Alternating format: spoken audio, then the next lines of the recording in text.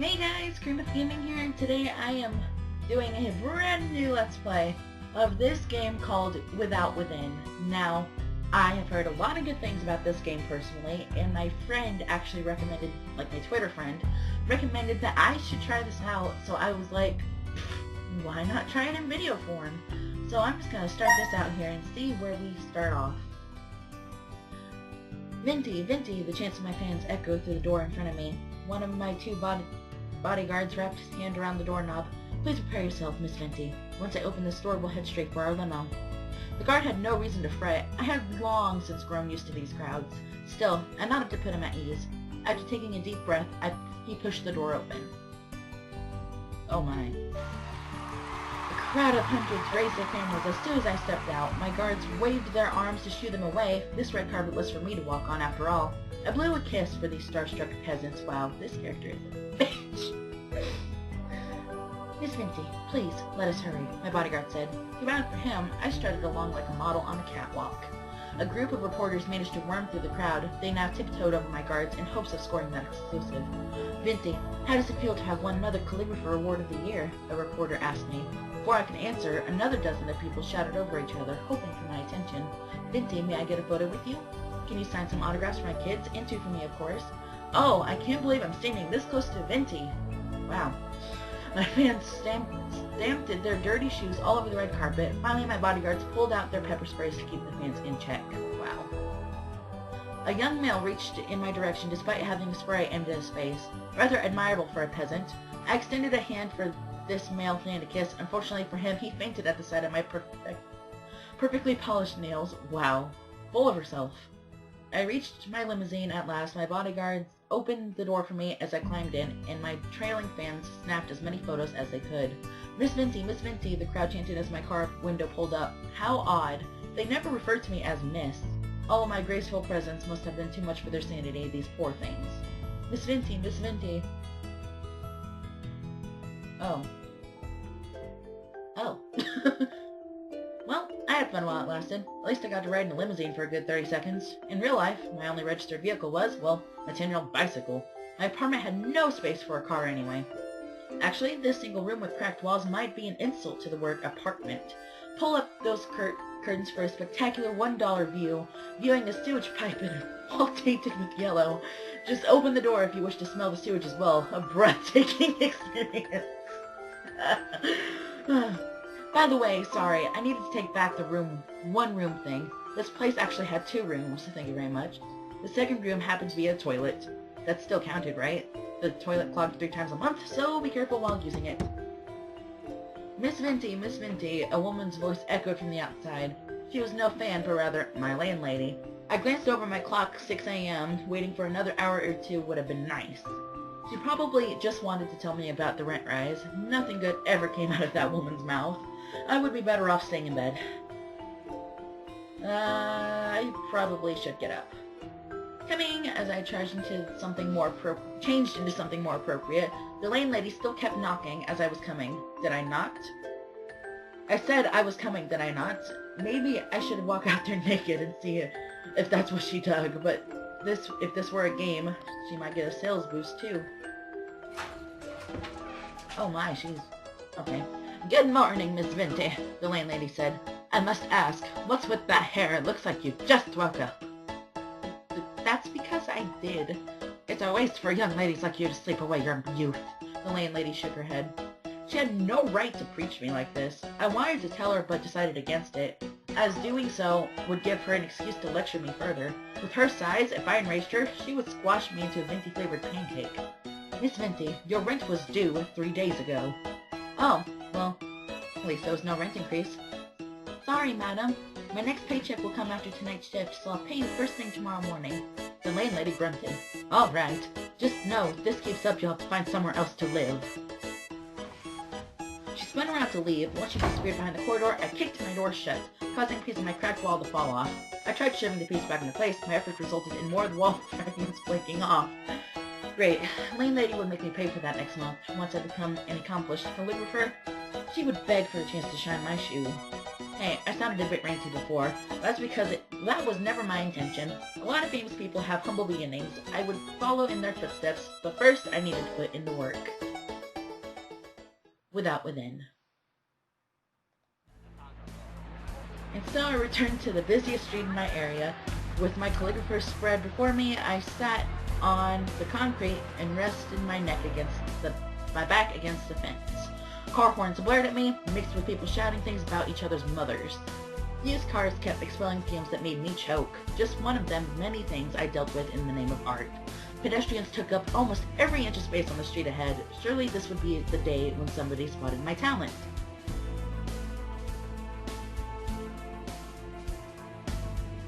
As always, no one afforded me anything more than a passing glance, and my will soon dwindled.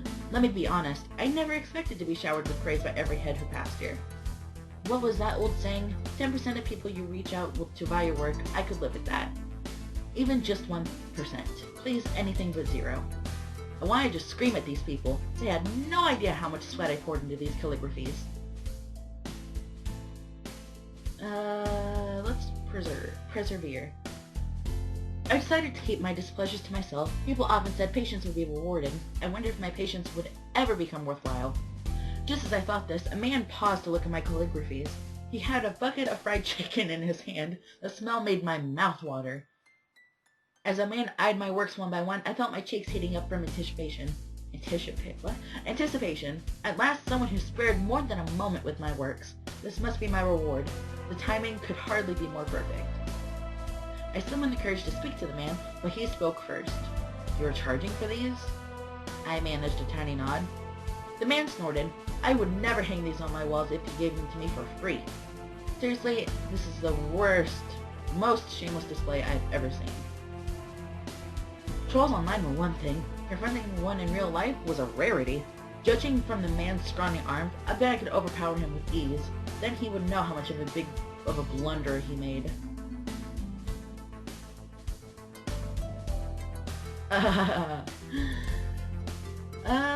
Honestly, I would punch him. I crunched up one of my calligraphies and rose. The man must have sensed my violent intent as he backed up a step and shielded his face with the bucket of chicken.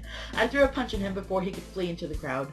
My fist connected with the side of his head. That marked the first time I had ever hit someone. My knuckles hurt from the blow, but seeing this guy's dropped jaw made it worthwhile. He probably grew up this way because nobody ever dared to punish him. A group of pedestrians popped in and held me back from attacking the man further. I squirmed against their grips, but gave up as my anger waned. Once my breathing returned to normal, the civilians loosened their hold and I brushed myself free. I'll remember this. The man fled for the train station, eating another piece of chicken as he did so I hope he choked on it. The next morning, someone knocked on my door. I checked the clock. 5 a.m. When would the landlady cut me a break? "Miss Venti, it's the police." Oh shit. I cupped my hand over my mouth as if keeping quiet would make the police go away. They must be here to ask about my assault yesterday. That guy I punched was nothing but talk. I should have let him ramble. God knew what would befall me now. I prayed I would at least be spared a jail sentence. Tears streaked down my cheeks as I buried myself under a blanket. This had to be nothing more than a bad dream. Bad end. Shit. Well, I should probably try that again and give that another go. Yeah. Restrain! Folks always said to ignore trolls. I clenched my teeth and stayed put. After chuckling in my face, the man strutted off. Determined to prove him wrong, I continued to sit and wait for potential customers. Another 1,000 people walked by without sparing me a look. Lingering here any longer would be a waste of my time. As I packed my things, I insisted I was leaving because my part-time job started in an hour. Deep inside, I knew that man's words had rocked my confidence. Giving up on calligraphy would mean I had wasted all this time over nothing, yet if I lacked the gift, persevering might make things worse. Tears welled in my eyes as I clenched my fist to hold them back. Speaking of tears, I heard a kid crying in the crowd. Looked like we had a lost child on our hands. Some pedestrians shot him glances, but none of them awkward than that. Or, I think I... oh. Damn. No? Oh, yes, dude. These really were horrible people. To cheer myself up, I told myself I would never want my calligraphies to be owned by people like that. I should help the kid, but that would mean being late for my job. Oh god, this really, really makes you think. If I ignore, that kid could probably be like kidnapped and grabbed up and like never find his parents again. But if I help, I could be late for my job and possibly get another bad end. But my conscience is telling me I should help. If I judged others for abandoning a child, then did the same myself, I would be a jerk and a hypocrite. With a sigh, I walked up to the boy. There, it's okay. Did you lose Mummy? The boy was sobbing too hard to answer. I leaned in to stroke his back with one hand and his head with the other. Let me know if you lost Mummy, okay? I'll help you find her, so there's no need to be scared. The kid managed to nod at last, but I whispered good boy into his ear. What's your mummy's name? Hungry. Her name's Hungry? The boy's tummy growled and I realized what he meant. Oh, how about I buy you The kid shook his head. I want ice cream. Hey kid, ice cream's more of a dessert, actually. I want ice cream. So ice cream it was, one for him and none for me. The money came out of my pocket, of course, my poor, poor wallet. At least this kid could have eaten the whole thing rather than let half of it melt on his shirt. Jessie, the boy said. That's Mummy's name. Jessie, I called as I strode along the street. Now people stared at me more than ever. Enough to make me blush, in fact. Maybe I should try shouting Jessie at random next time I sold my calligraphies. The sky turned orange as time ticked by. Yes, I knew my shift started half an hour ago. Stop reminding me. A woman screeched through the crowd and scurried toward us. She ran past a red light, nearly getting hit by a truck in the process. The boy shook free of my hold and rushed to his mother's embrace. After muttering apologies to her son, the woman gazed towards me. Oh, thank you so much for your help. You're wonderful, just wonderful. A torrent of praise curled my lips into a stupid grin. Anyone would have done the same thing. Please, if there's anything I can do in return, just let me know, the mother said. Actually, there is something I need help with. The mother dotted. Dotted? The mother nodded. Anything in my power, miss. Which way is back to the train station? Without within. The sky had gone dark by the time I arrived at work. I opened the restaurant door gingerly to avoid making any noise. Oh, gingerly. Stealth mode was switched on. They called me Ninja Venti for a reason. Miss Venti, the voice of my boss nearly made me jump onto the ceiling fan. Sorry I'm late, I wanted to explain, but my boss glared at me and my tongue slurred out a bunch of syllables. My explanation was in there somehow. Probably. Maybe. I received an earful from my boss, but at least I got to keep my job. Several colleagues shot me frowns for not being here during such a busy period. In the end, I took all the blame without complaint. Well, at some point, I locked myself inside a toilet and screamed into a bowl. I also might or might not have fantasized about dunking my workmates' heads into the toilet. That was for me alone to know, though. At least I earned a paycheck needed to keep my landlady quiet for another month. As for the month after that, we would see when the time came. All I wanted was to pursue my art, but reality kept pressuring me toward finding a second job. One way home, I spotted a banner for an upcoming visual novel called Princess Aria. The game had long been hyped for it on every forum I knew. Amazing art along with a cast of famous voice actors. The writer and composer were big names too. For Princess Aria to have an ad this big, there must have been a lot of money put into the project. The way this banner hung high gave me a sense that it was extra important. Bright lights shone on the princess's face to impress potential players. It was then that that was what I really needed. If I had a banner like that, no doubt people would line up to buy my calligraphy. I can already imagine how folks would react if I walked along the streets. Hey, I think that was Venti. No way, you mean the famous calligrapher I see on all those banners? Yeah, she must have been really good. Maybe we should ask her for an autograph. My agent would then step in to speak on my behalf. Please line up in an orderly fashion, everyone. How much for an autograph? Shut up and take my money! The agent nodded in response. Autographs are available for $100, thanks. That would be $100, thanks, the game shop owner said. Princess Aria cost twice what I had predicted. If I bought the game, I would have too little left for rent. I opened my wallet hoping I might have more cash on hand, then I realized it turned out I had less, actually. I held my head in the storekeeper's side, his arched brows pressuring me to buy the game. I did ride 3 trains to get here. Might as well pick up something. I told the shopkeeper how much money I had and he shook his head. The store owner pulled out a different game from under his table. He brushed away for the dust on it so I could see the cover. The title read, Sunflower War, some visual novel about a battlefield. Copyright 1997, the bottom read. No wonder it was so cheap. Art by Invert Mouse, whoever the heck that was. The front cover would fit perfectly in a kindergarten classroom. I flipped the case to see what was highlighted on the back. The game supported up to 640 by 480 resolution. Truly the pinnacle of technology. The shopkeeper grimaced. He must have sensed that I wanted to say no. His stare made my palms stain with sweat, and I ended up buying the game. Dealing with folks like that has always been the weakness of mine. Remind me to never visit this store again. Within. With heavy strides, I returned to my apartment, 0 calligraphy sales, late for work with rent, and with rent topped off by blowing cash on some game I had no interest in. What I really wanted was to play Princess Aria. Forcing myself to suffer anything else would just upset me further. Sleep. Forget it. I only bought Sunflower War out of pressure. After shoving the game into my bin, I crawled into bed. For the next few weeks, I tried over and over to sell my calligraphies, but all of my works remained untouched. Well, aside from a few pedestrians who stepped on them by mistake. Wait, my bad. I did make one sale. The one guy said he needed my calligraphy to use as toilet paper. I had 0 passion left for calligraphy. In fact, just thinking about them fueled me with anger. This was no longer the career for me. Today, I chose to retire for good. Fuck. Damn it! Play. I did spend money on Sunflower War. Might as well give it a go. The day left me pretty drained, so the relic of this game will do a good job putting me to sleep. I switched on my laptop and inserted the disc, which I partly hoped would fail to load from old age. Too bad it worked just fine. No doubt a lot of people were loving Princess Aria right now. Meanwhile, here I was, enjoying the 640 by 480 godsend. No voice acting either. These illustrations look like they were done by a child. I would be better off closing my eyes and imagining my own artworks. The grass reached up to our knees as I rode along.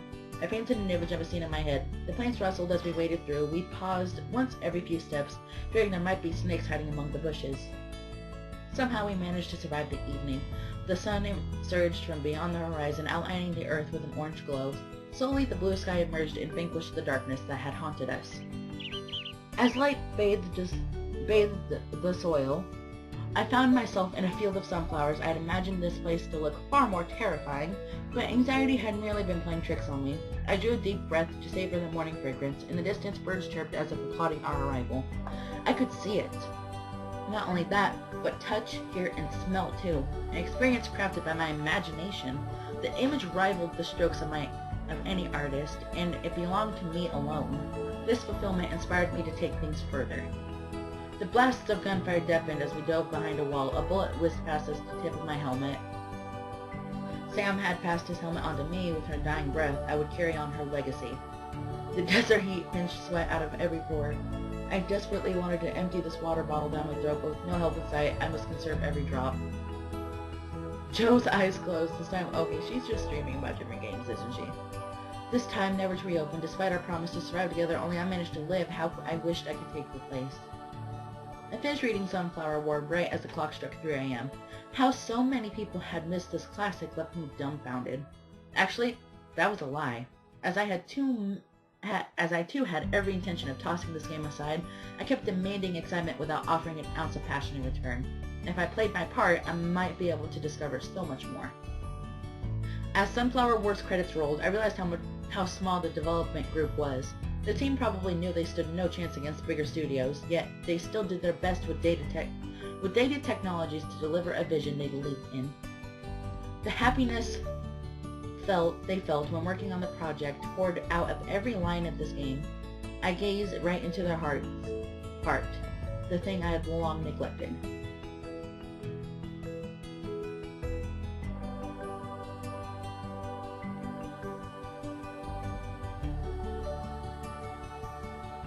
Calligraphy? It's calligraphy, but that's great. I think you have a lot of talent. This is so much fun. I'm gonna become a calligrapher. I had forgotten the last time I found joy in calligraphy. Every stroke these days felt like a grocery drawer. As I obsessed over how All I obsessed over was how much, or rather how little, people paid attention to my efforts. My works no longer possessed heart, and I failed to notice it. Time to do something about that. I could hardly wait to start. After all, I chose this path because I loved it. And I think that is where I'm going to cut the episode. So, okay, no, just wait. This game is actually really, really good. Like, it really makes you think about your choices that you would make in life towards reaching that final goal at the end of the tunnel. And Invert Mouse did a really good job making this game. And I can't wait to play more of it, because I plan to as soon as I can. But yeah, thank you so much for watching, and don't forget to leave a like, possibly a comment, and most certainly do not forget to subscribe. See ya! Off the block again. Hello everybody, thanks for being here, and today I'm with the lovely Astronaut, and we are playing Undertale.